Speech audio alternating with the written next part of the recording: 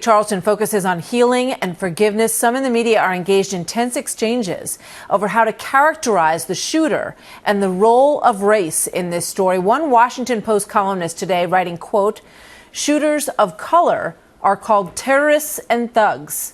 Why are white shooters called mentally ill?" Joining me now for more on that, Senator Tim Scott from South Carolina. Senator, welcome. Thank you. And our thoughts are with you and the whole community there. I know it's a very difficult time for everybody in South Carolina right now. So let me start with that. We certainly appreciate your prayers for our state and for certainly the Charleston community at large.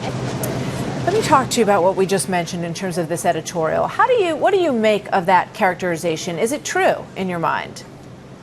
Well, I think what's true is that we have a man who committed a heinous crime, and it seemed like his heart was completely filled with hate, and it scrambled his mind.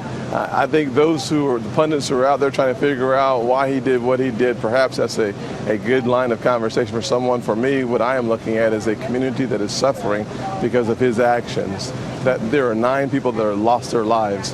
For me, what's important is that, our law enforcement has done a fantastic job of bringing this guy in. He's charged.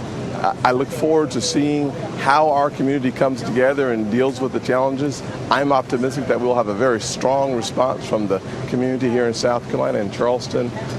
How you label how you label the perpetrator is not top of the mind for me.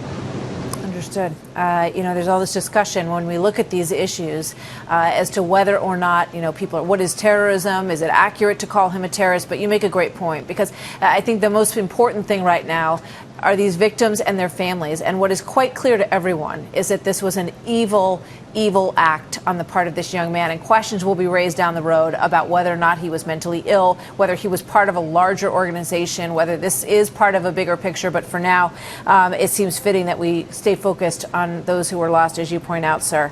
And I guess, keeping with that, the president pretty much immediately went to the issue of gun control, bemoaning the fact that he would never be able to pass real gun control legislation at the federal level. What do you say about that, Senator?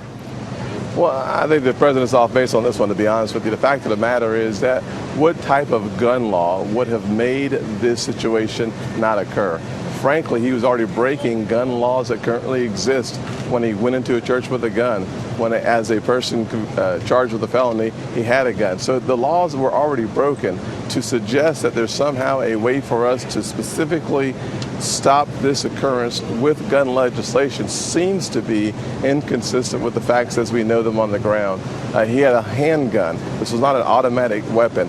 So there's really no conversation to be had that somehow the gun laws that we have are not working. The fact is that had the gun laws been enforced, and frankly it's not an enforcement issue, but had the guy obeyed the gun laws, we would not be here. But the challenge is that laws are created for a just society. This guy was not trying to be a part of a just society. I want to go back to the issue that was in that editorial for a moment, though, because there was an effort, it feels, right away to sort of make this a part of a bigger, very troubled history that has existed. This is a black church. It was attacked by a young man who has espoused thoughts of segregationism and white supremacy. So when you heard about this crime and when you think about it now, do you see it as a part of that continuum and part of that difficult history, or is something that appears to be separate from that?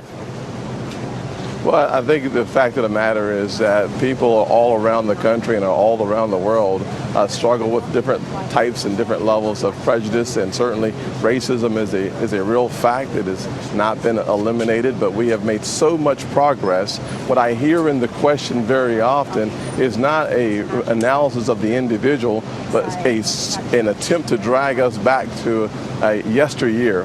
I think it's very important for us to say, yes, this guy's activities and motivations were racist without any question. Racism was in his heart, and he said he needed to do something towards black folks, and he carried out a vicious attack. But to try to put that label on South Carolina and or on people at large, I think is inconsistent with the experience that so many of us have had here in South Carolina. We've made so much progress that we should be talking about, but unfortunately, in the midst of a tragic situation, people's minds go in all directions, and it's understandable to some extent, but I'm trying to focus on facts and helping my community restore, heal, and come back together. It's a wonderful community, Charleston. It's a great American city.